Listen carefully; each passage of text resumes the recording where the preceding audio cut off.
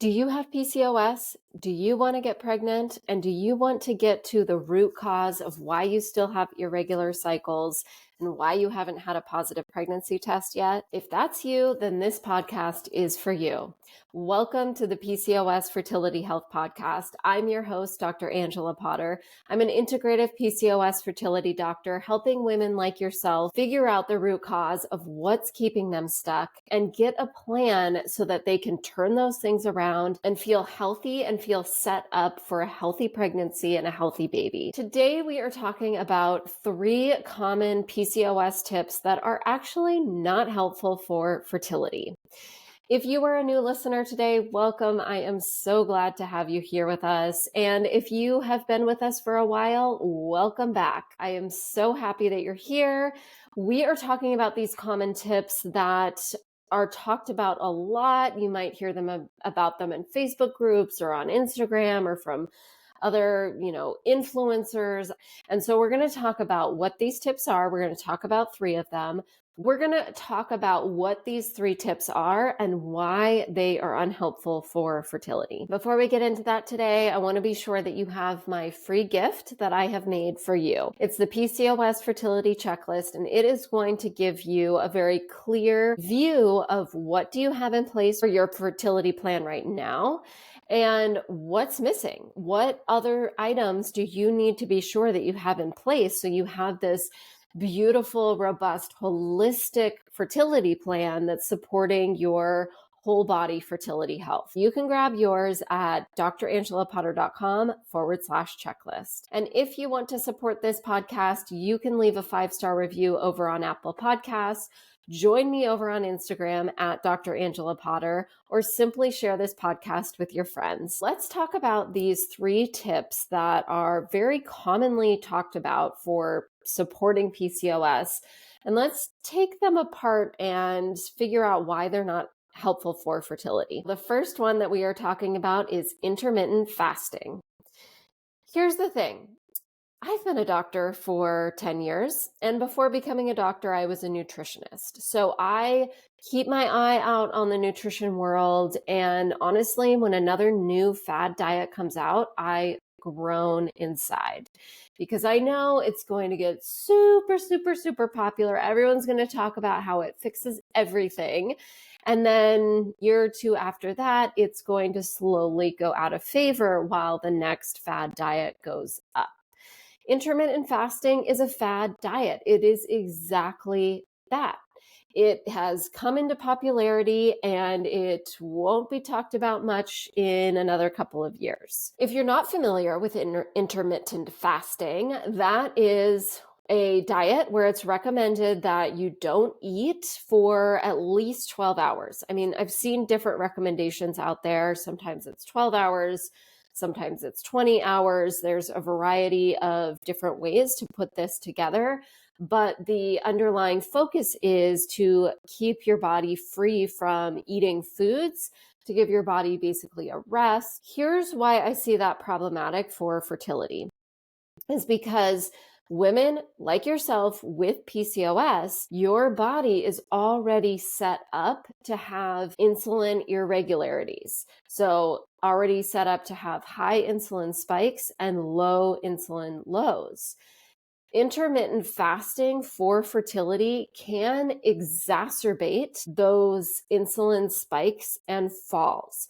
Honestly, I have not talked to a single person who has tried intermittent fasting, who has PCOS and is also trying to get pregnant, who felt really good while on the intermittent fasting diet. Most are coming off of that and being like, that did not feel good to my body. What should I be doing differently? Nor did intermittent fasting be giving them the fertility results that they were looking for. And that's because what I see is that intermittent fasting, avoiding food for a significant period of time, or some people, they're eating dinner and then they're not eating food until 11 o'clock in the morning or 3 o'clock in the evening. And that can cause really big issues with blood sugar levels for fertility. When you have PCOS and you're trying to get pregnant, you want to have a diet structure that's really specific to fertility, that is able to tell you, okay, these are the really nourishing foods that have nutrients that are nutrient dense, that are going to be supporting your hormones and your egg quality and helping your body have lower inflammation. And supporting that blood sugar response is a really big part of that. Intermittent fasting frequently makes people feel worse than feel better. And so you want to focus more on keeping those blood sugar levels stable. If you have tried intermittent fasting and you did not feel good on that diet, you are not alone. And it is not the golden ticket to getting pregnant with PCOS. The second thing we're going to talk about are low-calorie diets. So weight loss, unfortunately, is one of the biggest recommendations for women with PCOS who are trying to get pregnant. When that is recommended, we automatically think of low-calorie diets because that whole, well, if I consume less calories than I put out during the day, then I'll lose weight. So often that backfires because all of a sudden being in a place where you're like, I can't eat very many calories, I have to be calorie counting, or I have to be planning my meals every single day because I need to know how many calories I'm going to have. That increases so much stress. And even when you're eating your food, you're so stressed about the calories that you're eating. And maybe you're going to be hungry after this lunch of some yogurt and a banana and a handful of almonds, or after the, low calorie bar that you're eating. You're like, okay, I've got to do this for my fertility, but it's really stressful.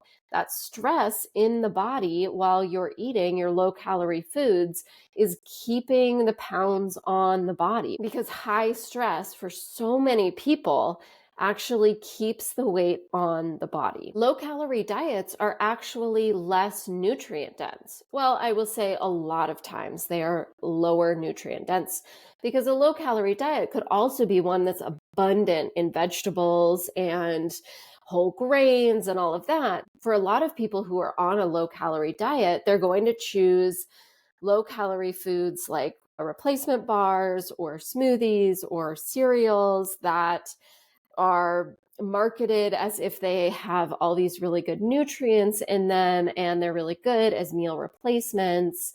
And so they're relying on these foods. Well, they actually are lower in nutrients than whole foods are. And whole foods as in vegetables, whole grains, meats, nuts, all of those things. And they also tend to have a lot of sugar because they have sugar in there to add a little bit of calories and to add flavor. Fats are a really important part of a nourishing fertility plan. And fats help you absorb your fat-soluble nutrients like vitamins A, D, E, and K. Those are incredibly helpful for your egg quality and for keeping inflammation low.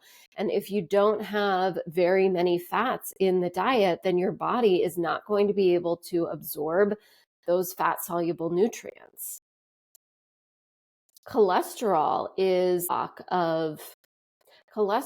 the building block of your sex hormones like progesterone and estrogen that your body needs in order to get the lining of your uterus set up to be nice and juicy, ready for implantation, and then to continue the pregnancy forward once you have fertilized the egg.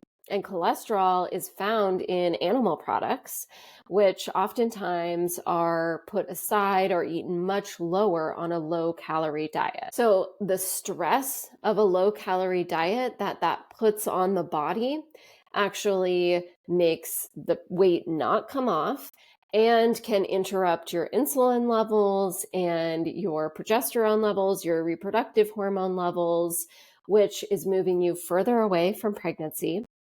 And you're also missing out on some key fertility nutrients on a low-calorie diet. Again, in most cases, a low-calorie diet that's reliant on the fast and easy bars or smoothies or cereals, missing out on necessary nutrients for the body to be able to have low inflammation adequate nutrients for regular cycles and to support this optimal whole body fertility health in your body. The third recommendation for PCOS that is not helpful for fertility is just lose weight. Have you ever been told that? Perhaps by your doctor. I can't tell you how many times I am talking with a woman, at a PCOS Fertility Breakthrough Session, and she tells me, yep, I've been to my other doctor. The only recommendation they'll give me is to just lose weight and to come back when I've lost X amount of pounds, and then they'll help me. That is dismissive fertility advice. I do not agree with that advice at all. The medical community as a whole is too focused on the number on the scale.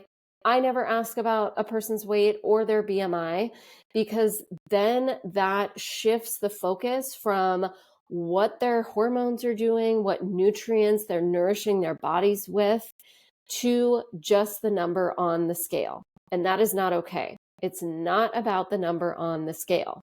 Yes, we know that if you're having irregular blood sugar levels or high insulin, maybe insulin resistance, that your body holds on to extra weight. But the weight is not the issue. It's the insulin resistance that's contributing to the weight gain. You don't need to go on a low-calorie diet or do anything drastic. You need to focus on getting insulin levels regulated. Focusing just on the number on the scale also disregards the fact that we can be supporting your egg quality without even talking about weight loss. We can also be looking at your body's hormone systems. Maybe you have hormones that are out of balance that are contributing to your weight gain or not being able to lose the weight. I see this all the time. Elevated testosterone levels, low or high estrogen levels, high cortisol levels, those are all contributing to people holding on to extra weight. And so we can look at these hormone pieces and see what the body needs in order to regulate those hormones. And then sometimes the body loses the weight, but also sometimes we get those hormones regulated and the weight, the number on the scale doesn't necessarily change, but that person still has optimal fertility. If you are working with a doctor who says you just need to lose weight and everything will open up for you, that's really dismissive fertility advice. And there are ways to be making sure that you are getting the nutrients that are necessary for optimal egg quality. Looking at this complete web of information for your body, like your thyroid health. Is your doctor so focused on your weight that they aren't testing a complete thyroid panel to understand what your body is doing? Because just focusing on the weight completely misses this whole big picture. If you've been listening to this podcast before, you know that fertility health is whole body health. And so when we focus on the number on the scale, that is zeroing in on one aspect of your body that actually disregards all of this other beautiful fertility support that you can be providing the body. If you need help sorting through the weeds and to understand, okay, there's all this information online about PCOS and fertility, what's specific to your situation and your fertility needs, then book a free PCOS fertility breakthrough session with me. That's where you and I will talk on the phone about your unique fertility needs. We'll talk about what's been going on so far in your journey, and I'll help you figure out what's been keeping you stuck and what are these missing links that are keeping you from having the best optimal fertility health and having the family of your dreams. And as a reminder, you can sign up for that if you are anywhere in the United States. So you can sign up for yours at drangelapotter.com/PCOS. And as we wrap up here today, I want to remind you that this podcast is for informational purposes only, and it should not replace the medical advice that you are currently getting from your doctor. And if nobody else has told you this today, I want to be the one to tell you that I believe in you, and I believe in your ability to get to the root cause of what's keeping you stuck and turn that around so that you have this juicy, fertile environment in your body and have the best chance at getting pregnant with PCOS. I'll see you right back here next week.